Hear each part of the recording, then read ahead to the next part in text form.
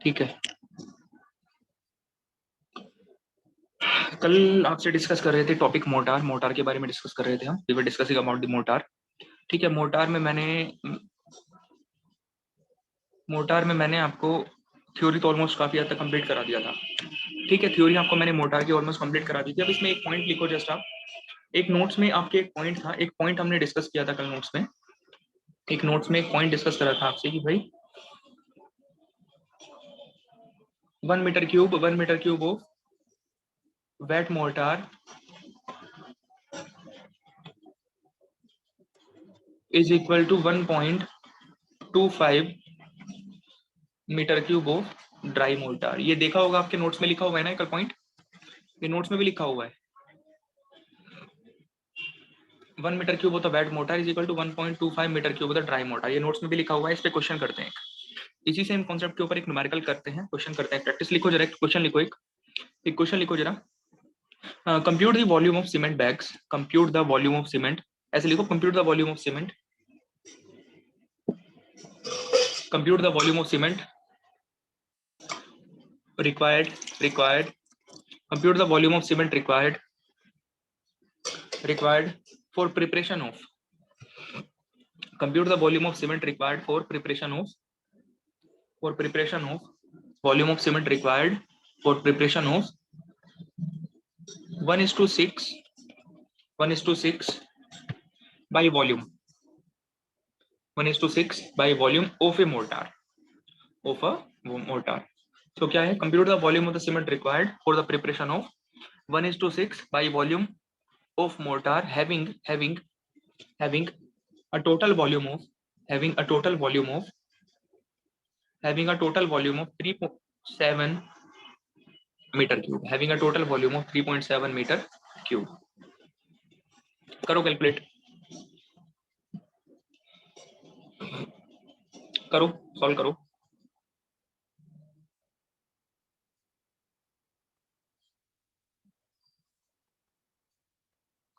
करिए solve.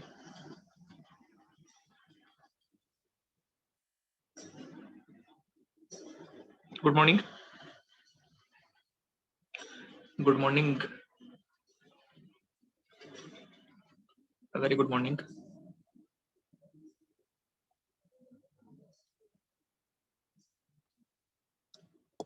Sir question, अच्छा question repeat करना है। देखो क्वेश्चन क्या है कि compute the volume of cement, compute the volume of cement required for preparation of compute the volume of cement required, compute the volume of cement required for preparation of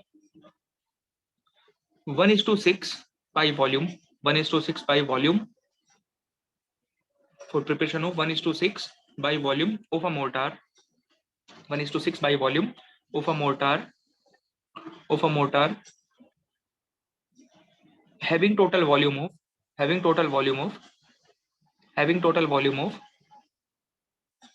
3.7, having total volume of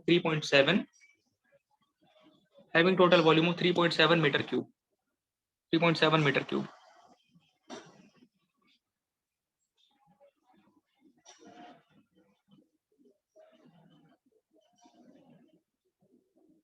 yes करो जरा, try करो।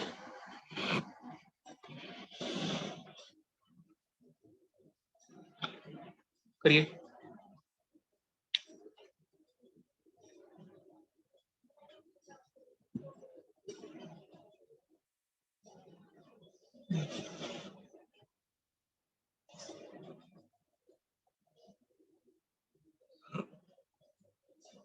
Zero 0.66 metre cube, yes. So क्या आ रहा है answer, volume of cement आपके पास में आ रहा है, वॉल्यूम ऑफ सीमेंट आपके पास में आ रहा है, ठीक है, आ रहा है कितना, 0.66 मीटर क्यूब आ रहा होगा ना। So the volume of the cement is 0.66 metre cube, 0.66 metre cube answer आ रहा है, ठीक है, 0.66 मीटर क्यूब आ रहा है आंसर ना। ओके, आ रहा है सभी का आंसर। इस तरह के सेम क्वेश्चन आपने करे थे कॉन्क्रीट में प्रैक्टिस, कॉन्क्रीट में भी सेम इस तरह के क्वेश्चन मैंने आपको कुछ करवाए थे। सो वैसा ही एक सेम क्वेश्चन है आपके पास, उसी कॉन्सेप्ट पे आ रहा है 0.66। देखो सिंपल सा है, क्या करना है आपको, जस्ट यहाँ पे कि भाई 1 metre cube of the wet mortar is equal to what, 1.25 metre cube the dry mortar होता है। अब एक बात का आप ध्यान रखना क्वेश्चन में हमेशा, क्वेश्चन में हमेशा एक बात का ध्यान रखना, अगर आपको कुछ मेंशन नहीं कर रहा है ना कि वेट मोटर है या फिर ड्राई मोटर है, अगर आपको अलग से मेंशन नहीं कर रहा है, क्या अज्यूम करके चलोगे? अगर आपको सिंपली मोटार बोल रहा है, वो ये नहीं बोल रहा कि वेट है या फिर ड्राई है, आपको सिंपली मोटार बोल रहा है, खाली मोटार बोल रहा है, तो आप क्या अज्यूम करोगे उसको कि वो ड्राई है या फिर वेट है? आप उसको वेट मान लोगे। यस, आप उसको क्या मान के चलोगे? वेट मान के चलोगे। यहाँ पे इस क्वेश्चन में भी देखा है आपने, क्वेश्चन में आपको क्लियर कट ये बोला है कि इसने सिंपल मोटार बोला है, इसने सिंपल मोटार बोला है, मतलब वो वेट मोटार है, वो क्या है? वेट मोटर है। सो अगर वेट या ड्राई अलग से स्पेसिफाई नहीं कर रहा है, सिंपल मोटार आपको बोल रहा है, तो आप सिंपली उसको क्या मान के चलोगे? आप उसको वेट मोटार मान के चलोगे। अब हमें पता है, ये वाला नोट है आपके पास में कि भाई 1 metre cube the wet mortar is equal to 1.25 metre cube the dry mortar होता है। सो इसके हिसाब से टोटल कितना है? टोटल वॉल्यूम कितना है आपके पास में मोटार का? 3.7 metre cube of wet mortar is equal to 1.25 into 3.7 of dry mortar इसको अगर आप सॉल्व करोगे तो ये मेरे ख्याल से वॉल्यूम आ रहा होगा, इसका कितना वॉल्यूम आ रहा है? 4.625 metre cube of dry mortar आ रहा है आपके पास में निकल के 4.625, यही आ रहा है same 4.625 metre cube of the dry mortar. अब आपको क्या निकालना है कि कितना सीमेंट का वॉल्यूम की रिक्वायरमेंट है, how much is the volume of the cement required. So आपको पता है कि भाई ये 4.625 मीटर क्यूब आ रहा है ड्राई मोटार का वॉल्यूम निकल के। अब इस ड्राई मोटार में कौन कौन चीजें हैं? इस ड्राई मोटार में एक तो आपका सीमेंट है एंड एक क्या है आपके पास में? सैंड है। इस ड्राई मोटार में एक सीमेंट है एंड दूसरा क्या है? सैंड है। इनका रेशियो कितना है? इनका रेशियो इसने दे रखा है 1:6, इसने इनका रेशियो दे रखा है 1:6 दे रखा है इनका रेशियो, यानी कि एक पार्ट है किसका? एक पार्ट है आपके पास में, एक पार्ट है आपके पास में सीमेंट का, और 6 पार्ट होगा किसका? 6 पार्ट होगा आपका सैंड का, 6 पार्ट होंगे सैंड के। सो 1 पार्ट है सीमेंट का, 6 पार्ट है सैंड के, टोटल वॉल्यूम कितना है? 4.625 है। सो पर पार्ट कितना वैल्यू निकल कर आएगी? पर पार्ट अगर आप कैलकुलेट करोगे तो पर पार्ट आपके पास में आ जाएगा 4.625 divided by 1 + 6, that is coming out to be 0.66 metre cube per part. अब मुझे ये बताओ, सीमेंट के कितने पार्ट हैं? सीमेंट के पार्ट कितने हैं? सीमेंट के कितने पार्ट हैं यहाँ पे? 1 पार्ट है ना। सीमेंट का पार्ट है कितना? सीमेंट का पार्ट है जस्ट 1, सीमेंट का जस्ट 1 पार्ट है। सो सीमेंट का जस्ट 1 पार्ट है, और हमने यहाँ पे क्या देखा कि भाई पर पार्ट 1 पार्ट का वॉल्यूम कितना निकल कर आ रहा है? 0.66 मीटर क्यूब निकल कर आ रहा है। तो सीमेंट का कितना हो जाएगा? सीमेंट का वॉल्यूम निकल कर आएगा आपके पास में, सीमेंट वॉल्यूम हो जाएगा 0.66 मीटर क्यूब आ रहा है। यस, 0.66 मीटर क्यूब आ रहा है निकल के। कितना आ रहा है? 0.66 मीटर क्यूब आ रहा है। कोई दिक्कत है किसी को इसमें? कोई प्रॉब्लम किसी तरह की? इस वाले पार्ट इसमें किसी तरह का कोई दिक्कत? बोलो। इसी का फिर सेम क्वेश्चन का नेक्स्ट पार्ट लिखो। अब इसी सेम क्वेश्चन का नेक्स्ट पार्ट लिखिए। इस सेम क्वेश्चन का नेक्स्ट पार्ट आपके पास में है क्या? आपको बताना है कि the number of the cement bags required, also calculate the number of the cement bags required, also calculate the number of the cement bags required. कितने नंबर ऑफ सीमेंट बैग की रिक्वायरमेंट है वो भी कैलकुलेट करो। Also calculate the number of the cement bags required, कि number of cement bag बताने हैं आपको, कितने नंबर ऑफ सीमेंट बैग की रिक्वायरमेंट है? 19.04 आ रहा है।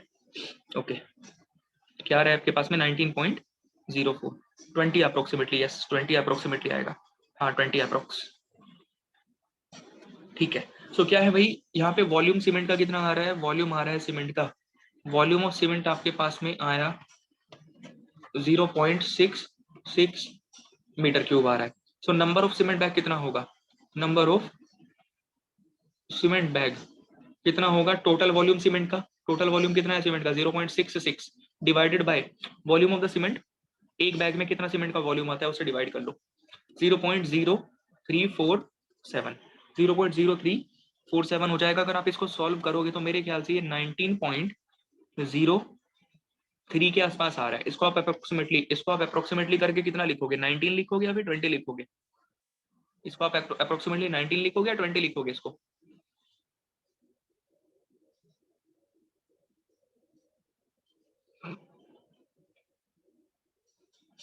20 लिखेंगे। आपको देखना होगा कि सेफर किस साइड पे रहेंगे। हम सेफ साइड देखेंगे तो आप क्वांटिटी कम नहीं कर सकते, सीमेंट की जितनी आ रही है उतनी तो डालनी पड़ेगी आपको। ठीक है, तो इसको आप क्या लिखोगे? अप्रोक्सीमेटली 20 बैग्स आ गया आपके पास।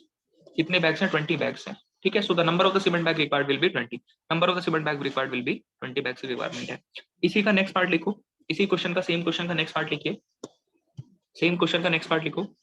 आपको बताना है कि भाई volume of the sand required, बताओ कि volume of the sand required, कितनी वॉल्यूम ऑफ सैंड की रिक्वायरमेंट है। सो क्या कैलकुलेट करना है? वॉल्यूम ऑफ सैंड नीडेड कितनी होगी, कितनी वॉल्यूम ऑफ सैंड की रिक्वायरमेंट है?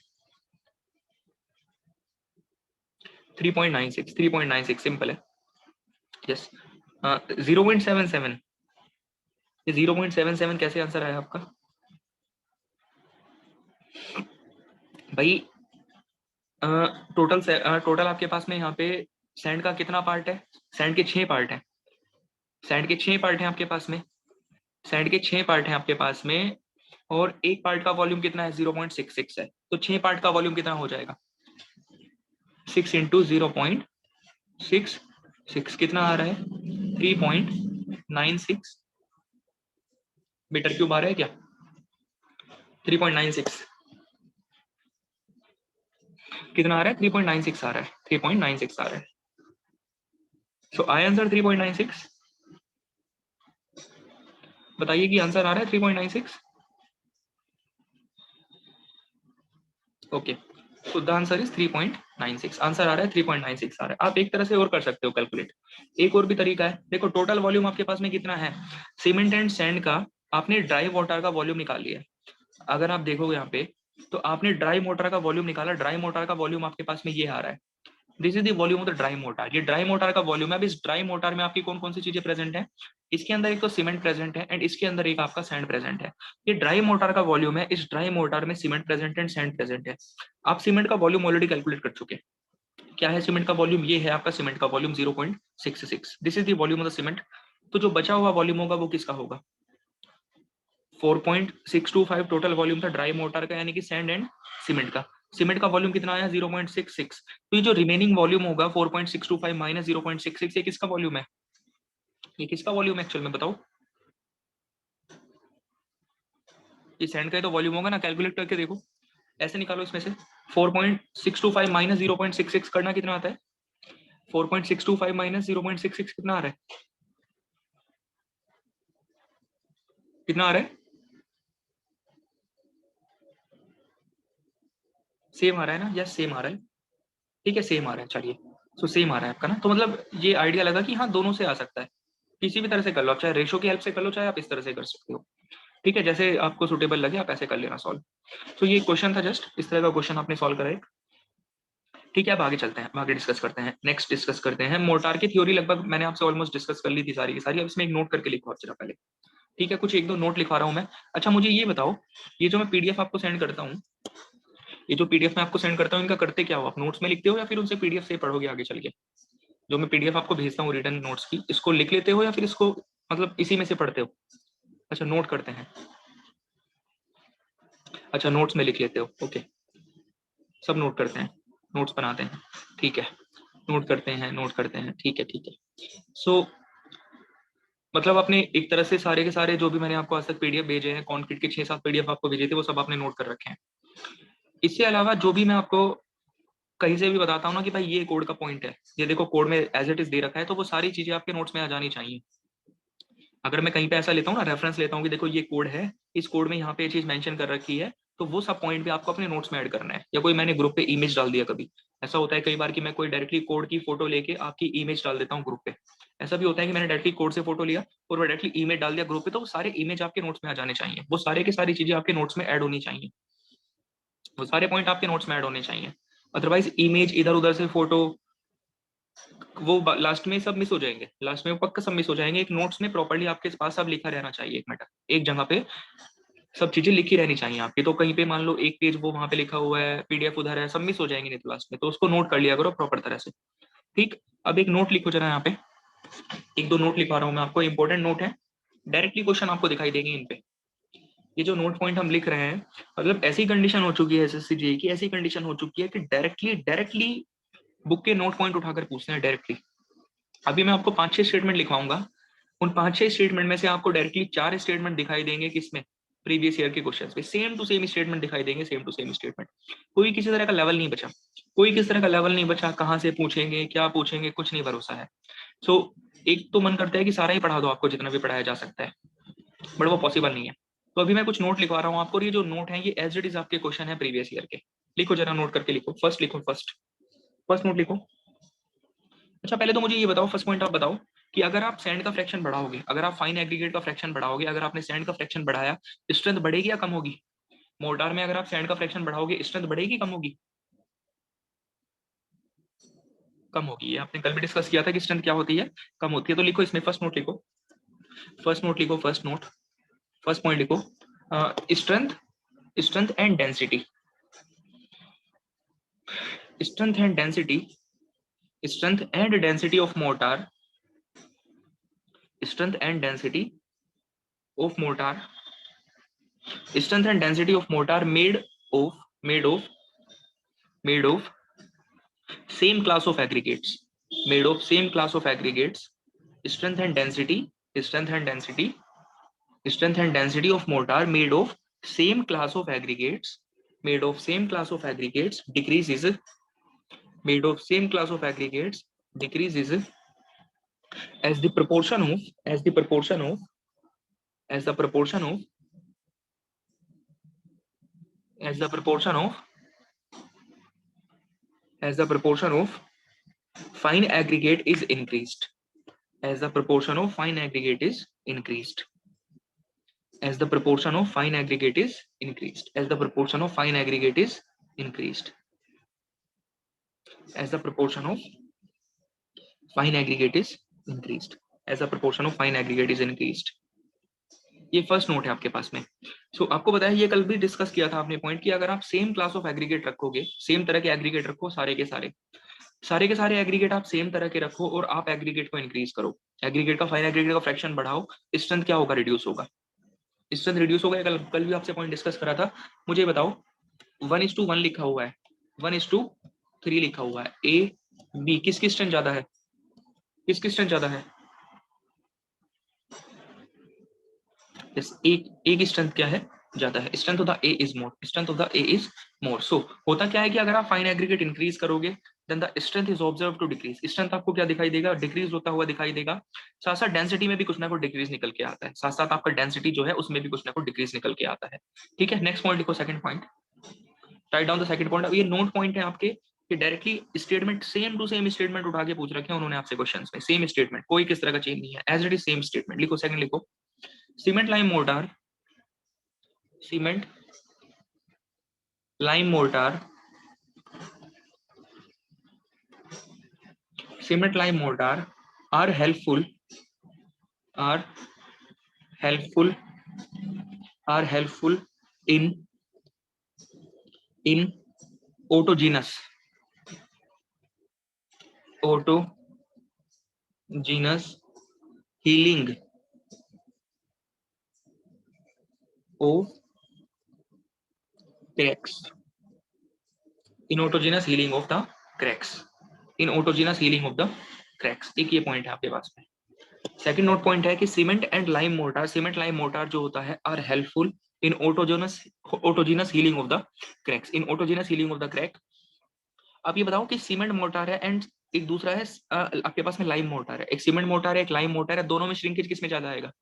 सीमेंट मोर्टार में या लाइम मोर्टार में, दोनों में श्रिंकेज ज्यादा किसमें होगा, ज्यादा shrinkage?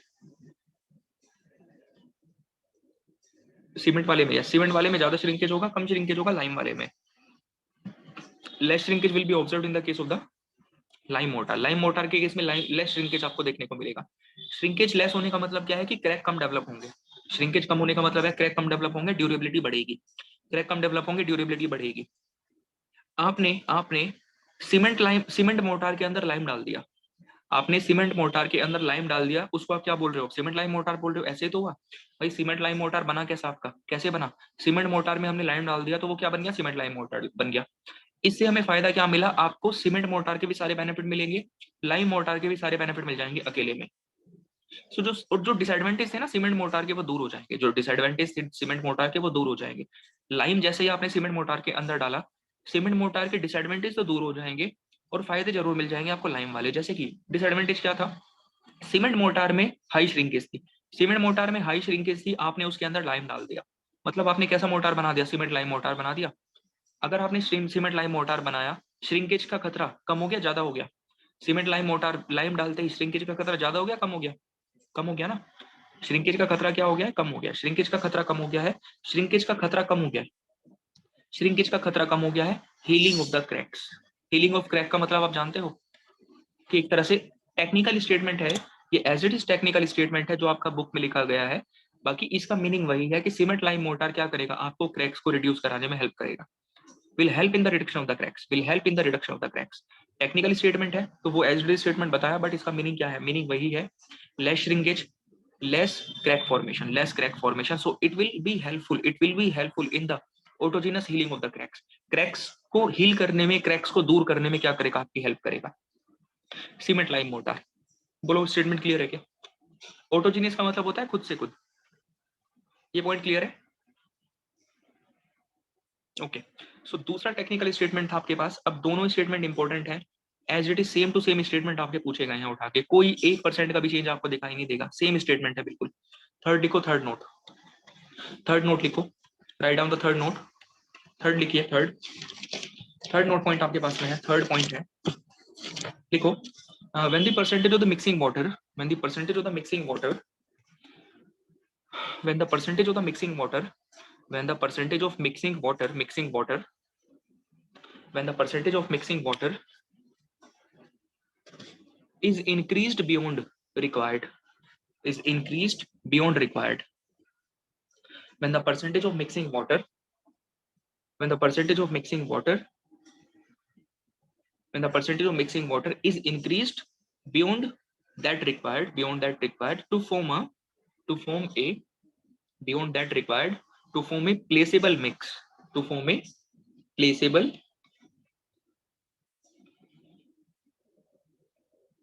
mix, beyond that required to form a placeable mix, the density and the strength of mortar reduces, the density and the strength of mortar reduces, the density and the strength of mortar reduces.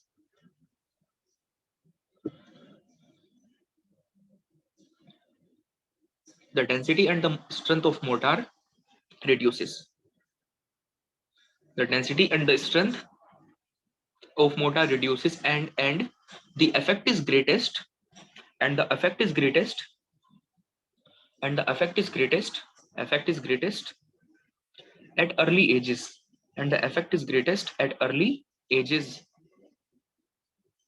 and the effect is greatest at early ages, effect is greatest at early ages. मुझे ये बताओ, ये जो point अभी आपने लिखा है इसको एक बार रीड करके देखो, और मुझे बताओ मुझे किसी तरह का इसमें कोई समझाने की रिक्वायरमेंट है क्या? एक बार पढ़ के देख लीजिए और पढ़ के बताओ कि कोई समझाने की रिक्वायरमेंट है इसमें। ये पॉइंट आप कब से डिस्कस करते चल रहे हो कि भाई वाटर अगर आप एक रिक्वायर्ड क्वांटिटी से ज्यादा में डालोगे, अगर आप वाटर एक रिक्वायर्ड क्वांटिटी से ज्यादा में डालोगे तो स्ट्रेंथ क्या होगी? कम होगी। स्ट्रेंथ क्या होगी? कम होगी। अगर वाटर को आप एक रिक्वायर्ड क्वांटिटी से ज्यादा में डालोगे, स्ट्रेंथ क्या होगी? कम होगी। ये पॉइंट आपको पता है, ठीक है। स्ट्रेंथ आपको पता है, डेंसिटी कैसे हुआ? डेंसिटी भी कम होगा। इनिशियली तो वाटर डालने से थोड़ा बहुत डेंसिटी बढ़ेगा, लेकिन अगर आप वाटर को रिक्वायर्ड क्वांटिटी से ज्यादा में डाल दोगे तो डेंसिटी कम होने लग जाएगा। रीजन क्या है? रीजन इसका आप रिलेट कर सकते हो, आपने अभी कॉम्पैक्शन नहीं पढ़ा है, अभी आपने कॉम्पैक्शन नहीं पढ़ा है। अगर आपने कॉम्पैक्शन पढ़ा होता तो बहुत इजीली आपको समझ में आता रीजन क्या है। कुछ लोगों ने कॉम्पैक्शन पढ़ रखा है तो वो तो बहुत इजीली समझ जाएंगे। इनिशियली क्या होगा, इनिशियली जब आप थोड़ा बहुत पानी डालोगे ना इसमें, इनिशियली जब आप थोड़ा बहुत इसमें पानी डालोगे तो वो पानी इसके सरफेस को लुब्रिकेट करेगा, इन पार्टिकल्स के सरफेस को वो क्या करेगा? लुब्रिकेट करेगा, जिससे कि इन पार्टिकल्स के सरफेस के आसपास जो फ्रिक्शन का इफेक्ट था वो धीरे धीरे कम होने लग जाएगा, वो धीरे धीरे कम होने लग जाएगा। सो इनके सरफेस के आसपास जो फ्रिक्शन का वर्केबिलिटी ज्यादा, strength and density come, workability, हाँ बिल्कुल बिल्कुल बिल्कुल, particle move apart, yes correct है।